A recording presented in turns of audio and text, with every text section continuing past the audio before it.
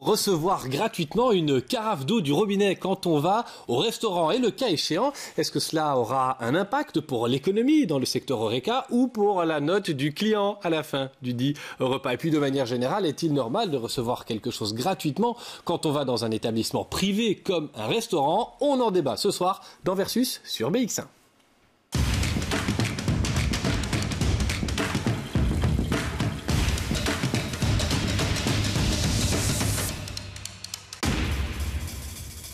Si on en parle ce soir sur BX1 dans Versus, c'est notamment parce que la question est écrite de manière telle quelle dans les projets du nouveau gouvernement régional wallon. Alors ça doit-il inspirer les Bruxellois? Plusieurs invités pour en parler, comme chaque mercredi dans Versus.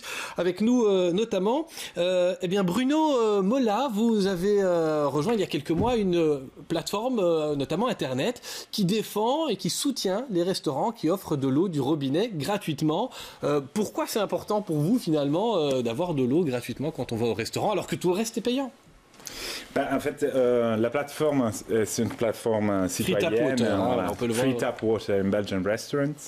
Et c'est une plateforme qui a été créée sur la base d'un souci environnemental essentiellement. Parce qu'ici, on parle d'économie. Moi, j'ai écouté plusieurs débats dernièrement sur la thématique. On parle toujours d'argent. En fait, pour nous, ce qui nous intéresse, c'est vraiment l'impact environnemental que la consommation d'eau en bouteille a. Et donc, en quoi l'eau en bouteille pollue d'après vous? Déjà, c'est du déchet plastique si on utilise des bouteilles en plastique. Et aussi, si on utilise des bouteilles en verre, en fait, elles ont même un impact en termes d'empreinte carbone plus élevé que les bouteilles en plastique.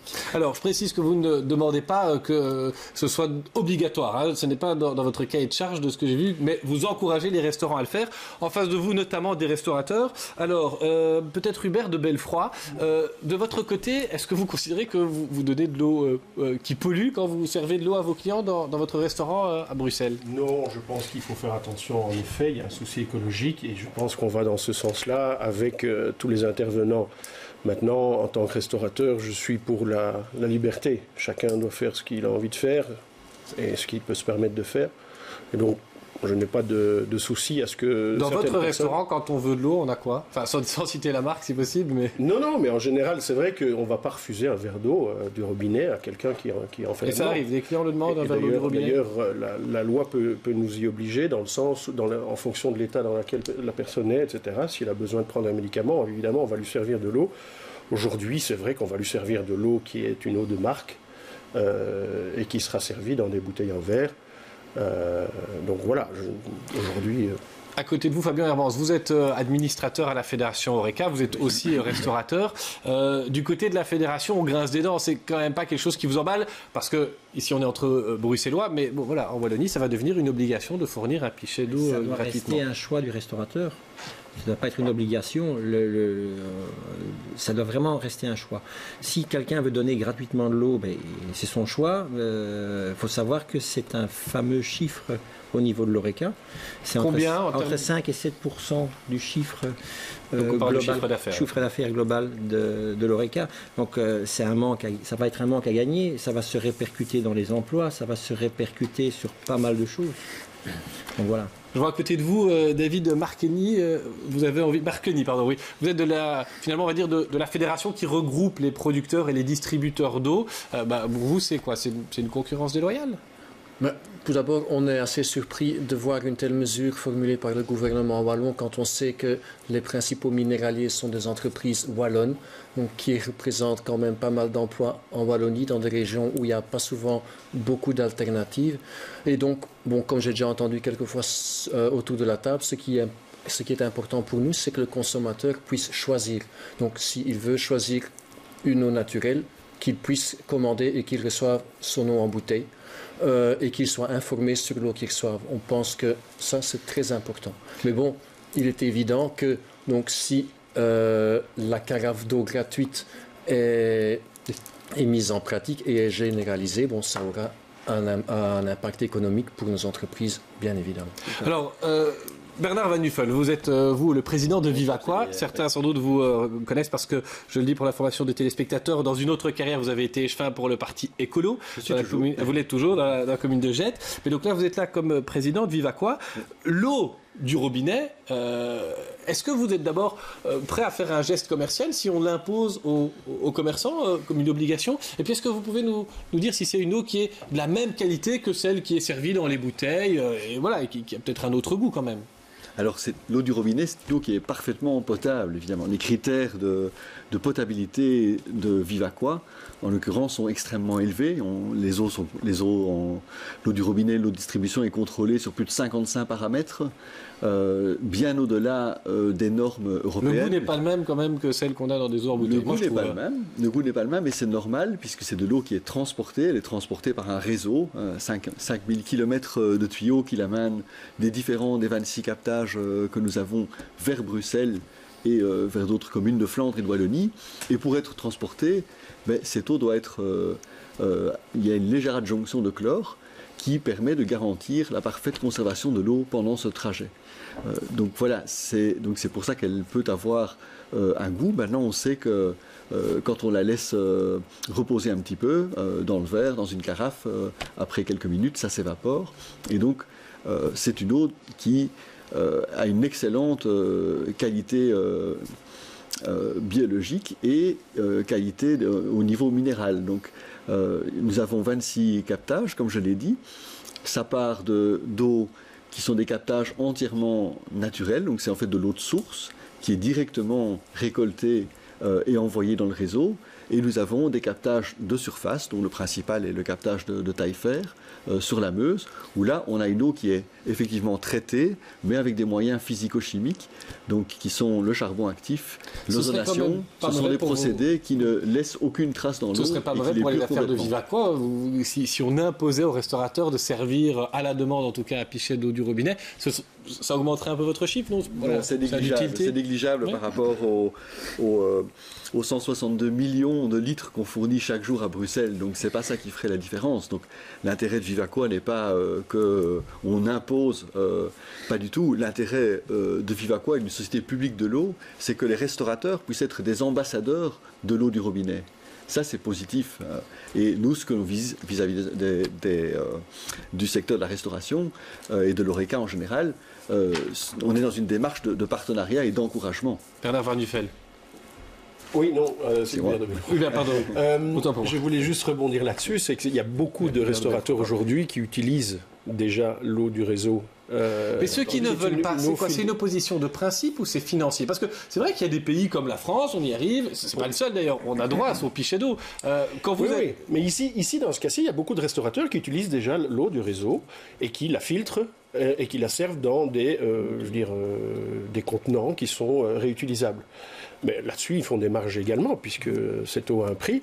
Et alors maintenant, c'est vrai qu'il y a le problème économique, puisqu'on sait bien qu'une grosse partie des marges dans un restaurant se fait sur les boissons, puisqu'on sait aussi que sur la cuisine, les marges sont très faibles aujourd'hui. Et donc, la meilleure manière de gagner sa vie, c'est en vendant plus de boissons. Et donc, voilà, vendre moins d'eau, ou en tout cas offrir de l'eau gratuitement, évidemment, aurait pour conséquence d'une baisse des marges et du chiffre d'affaires des restaurateurs. Après, c'est un calcul économique pour rester rentable. On sait bien, il ne faut pas être non plus... il faut savoir que les restaurateurs, s'ils perdent d'un côté, pour rester rentable, ils vont essayer de reprendre de l'autre. Donc, est-ce que ça va changer quelque chose pour le consommateur? Je n'en suis pas sûr. Après, il y a une différence entre l'eau du réseau et l'eau de marque. Parce que, quand même, Bruno Mola, vous avez sondé, sur votre application, vous référenciez, je pense, 700 restaurants, pas que à Bruxelles, mais en Belgique, qui fournissent de l'eau gratuitement, de l'eau du robinet. Et vous avez sondé, en tout cas, certains de ces restaurants. Est-ce qu'ils restent? Est-ce que, je veux dire, après avoir tenté l'expérience, ils continuent? Tout à fait. En fait, nous, on a lancé la campagne en mars, on a lancé l'application en mars où les clients et les restaurateurs peuvent signaler des établissements où on donne l'eau du robinet. Il y en a 700 à présent qui sont répertoriés dans toute la Belgique et parmi ces 700, on a fait une enquête avec un échantillon et on a vu que personne n'a accusé une perte suite à l'adhésion à la campagne. Est-ce que vous avez ce sentiment-là? Parce qu'il dit, voilà, les restaurateurs qui distribuent de l'eau gratuitement du robinet n'accusent pas de perte. Bon, mathématiquement, s'ils servent que de l'eau du réseau, ils vont perdre du chiffre d'affaires et de la marge. Je vais vous dire pourquoi. Il y a plusieurs raisons. D'un côté, parce que on ne dit pas de servir de l'eau du robinet, de ne plus servir de l'eau en bouteille. On dit de laisser la liberté de choix aux consommateurs. Deuxièmement, parmi les restaurants répertoriés, ceux qui donnent de l'eau sur demande, il y a 20% de clients, entre 0 et 20%, qui demandent de l'eau. Ça ne substitue pas complètement la consommation d'eau en bouteille. Par exemple, ceux qui préfèrent l'eau pétillante continueront à demander de l'eau pétillante. Ou il y a ceux qui préfèrent un particulier goût d'eau, d'une particulière source. Ils le feront également. En plus, quand on va au resto, on a un budget. D'habitude, on pense dépenser une certaine somme. Moi, parfois, je dépense plus que ce que j'avais prévu. Si je suis d'habitude, c'est pas ça. Mais surtout, c'est l'expérience est positive. Donc, voilà. Donner de l'eau pourrait améliorer l'expérience des clients. Et en plus, ce qu'on épargnerait à ne pas payer parfois 8-9 euros pour un demi-litre d'eau, on pourrait l'investir par exemple un verre de vin de plus ou un dessert. 8-9 euros pour un demi-litre d'eau, je pense. C'est passé. Monsieur aime des bons restaurants sans doute. Très haut de gamme. Voilà, mais quand même 6 euros. Moi j'ai une question pour les restaurateurs. Quand vous allez en France et que vous êtes en famille avec les enfants, qui vont peut-être tourner, est-ce que vous prenez la bouteille ou est-ce que vous demandez le pichet, honnêtement? Pour les enfants, c'est vrai qu'on demande souvent le pichet. Cela dit, quand vous allez dans beaucoup de restos en France, notamment en montagne, même si la loi, je pense, nous permet de le demander gratuitement, ils ne l'offrent pas. Et donc, ils refusent de servir aux enfants des pichets. Ça arrive. Est-ce qu'il y aurait un contexte particulier, parce que dans la plupart des capitales européennes autour de nous, vraiment, la Belgique c'est petit quand même, qu'on aille à Londres, à Amsterdam, à Berlin, partout, il y a cette coutume de servir l'eau et c'est un peu un geste d'accueil aussi. Donc c'est assez difficile à comprendre dans une capitale cosmopolite et internationale comme Bruxelles, capitale de l'Europe. Ça surprend beaucoup de visiteurs que ici, c'est pas possible. Et moi, je voulais relever un élément complémentairement à ce qu'a dit Monsieur Molin. C'est, j'ai remarqué que sur l'application là. Oui, pardon. J'ai remarqué que sur cette application, on voit donc la répartition des restaurants. Et en fait, on voit les poches. C'est très intéressant parce qu'il y a un effet de contagion culturelle. Un restaurant commence et les restaurants voisins le font aussi parce que la formule est sympa et qu'elle plaît et donc elle attire les gens. Je pense pas qu'ils le feraient ainsi si on n'aurait pas cet effet-là, si ça n'avait pas un effet d'attraction. Pour revenir à ce que vous dites sur les capitales européennes qui offrent de l'eau, c'est bien, mais on va en Italie, on paye le pain, on paye le couvert, on va en Espagne, on paye le pain, le beurre, on va au Portugal, on paye le pain, le droit de couvert, en Belgique, tout est compris. Donc nous n'avons pas à débourser d'argent pour le pain, pour le beurre, le service ou quoi que ce soit. Il y a une nappe, il y a une serviette en tissu, tout ça a un coût. Et aujourd'hui, si on enlève, entre guillemets, ce chiffre d'affaires aux restaurateurs, il va y avoir, à mon avis, un gros manque à gagner et puis un problème par la suite. David Marconi, qui voulait réagir. Qu'on offre gratuitement de l'eau, et puis je donne la parole à monsieur, qu'on offre gratuitement de l'eau, c'est un choix. Si le restaurateur veut le faire, si mon collègue veut le faire, c'est son choix. Si je veux le faire, c'est mon choix. Mais ça doit rester un choix, comme explique monsieur. Et surtout aussi, si le consommateur veut choisir une eau en bouteille, ça doit bien évidemment rester sa possibilité aussi. On sait qu'en Belgique, les Belges en général sont des grands amateurs d'eau en bouteille, puisque ils savent que c'est une eau dont ils connaissent l'origine, dont ils connaissent la composition, dont ils connaissent le goût à l'avance. Ils savent que c'est un produit qui n'a pas été traité, donc qui est potable à la source et qui est embouteillé ensuite. Donc c'est un produit différent mais complémentaire à l'eau du robinet. Donc c'est pas la question si le produit est meilleur ou moins bon. Je pense que ce débat, on l'a déjà quitté depuis longtemps, mais ce sont des produits différents et complémentaires. Est-ce qu'il n'y a pas quelque chose de, je dirais, d'un peu intrusif dans le fait qu'effectivement, on oublie que les restaurants, ce ne sont pas des services publics, on n'est pas à la STIB, on n'est pas dans un hôpital. Est-ce qu'il n'y a pas quelque chose d'un peu interpellant et finalement, on toucherait à une coutume? Alors, je rappelle que Frita Prouter, vous ne demandez pas la gratuité imposée, donc je ne veux pas vous piéger avec ça, mais est-ce que vous reconnaissez quand même que dans la démarche wallonne, il y a quelque chose d'intrusif, finalement, on va dire, à des opérateurs privés? Vous avez une obligation, ce qui est assez rare. Je ne me prononcerai vraiment pas sur la démarche encore, parce que pour le moment, c'est juste une idée qui n'a pas été vraiment établie ou écrite sur papier, donc on ne peut pas vraiment dire ce qu'ils feront finalement, ce qu'ils proposeront vraiment. Moi, je comprends le souci économique, ou le souci de devoir être obligé. N'est jamais joli d'être obligé à faire quelque chose. Mais c'est vrai aussi que nous, on se trouve maintenant devant une crise climatique, écologique, qui est très importante, donc qui demande une transition. Et cette transition doit passer par des changements qui doivent aussi intéresser nos business models. Hein? Alors, s'il est nécessaire, laissez-moi terminer, après je vous laisse la parole, mais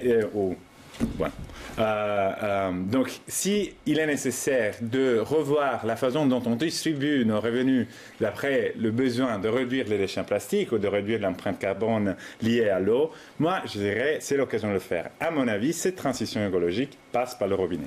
David Merconi, vous, du côté des distributeurs de boissons rafraîchissantes, vous reconnaissez qu'il y a quand même quelque chose qui se passe là dans la population et que le plastique, ça gêne de plus en plus de gens, qu'on entend, ça, on le voit, nous-mêmes comme journalistes, dans nos reportages, beaucoup de gens nous interpellent là-dessus. Oui, c'est un fait que le plastique domine les agendas de beaucoup de monde depuis longtemps.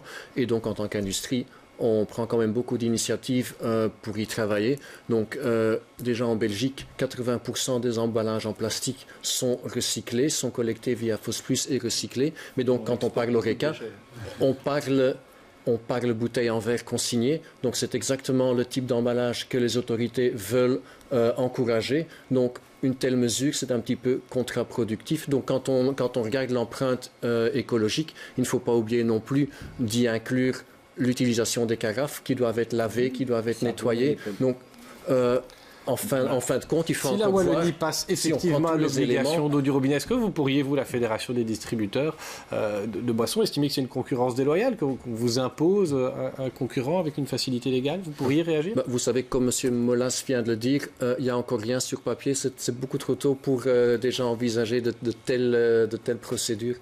D'accord. Il nous reste quelques minutes. Est-ce qu'on peut passer à ce qui est une tradition dans Versus, c'est l'argument recevable.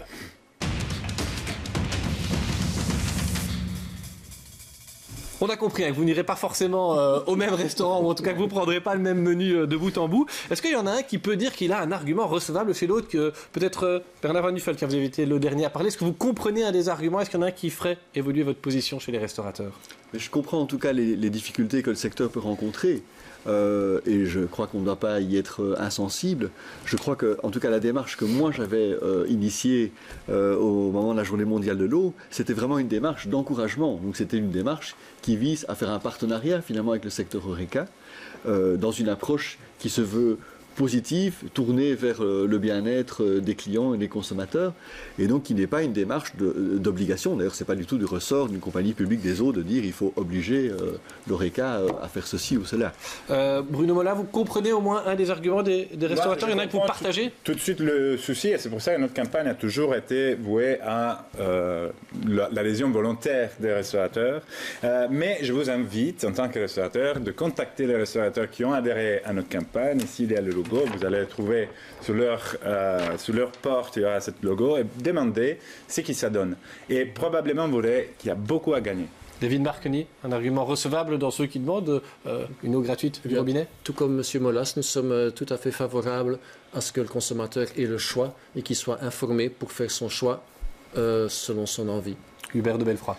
La liberté de chacun s'arrête là où commence celle des autres, mais il y a un autre argument que j'aurais voulu qu'on invoque, c'est surtout pourquoi pas baisser la TVA sur l'eau, qui est aujourd'hui à 21%, ce qui me semble énorme par rapport à un produit de luxe comme le champagne, et la baisser à 6%, qui serait déjà une première chose. Alors ça n'a rien à voir au niveau écologique, évidemment, mais par contre pour la viabilité des restaurateurs, ce serait déjà beaucoup mieux, et on a assez de soucis aujourd'hui à gérer une entreprise de restauration dans les conditions économiques viables. Fabien Hermans, pour terminer? Même chose.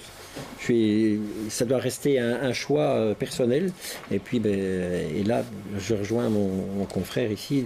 Si on pouvait avoir le même taux de TVA que l'eau du robinet, parce que ça reste de l'eau et pas du champagne. Voilà. C'est un produit de première nécessité. Et c'est un produit de nécessité. Je ne suis pas d'accord du tout. Allez, ce sera en tout cas le mot de la fin. Merci à tous d'abord d'être venus sur le plateau de BX1 sur Versus pour en discuter ensemble dans le respect quand même. Et puis à très bientôt sur BX1 ou pourquoi pas au restaurant. Santé.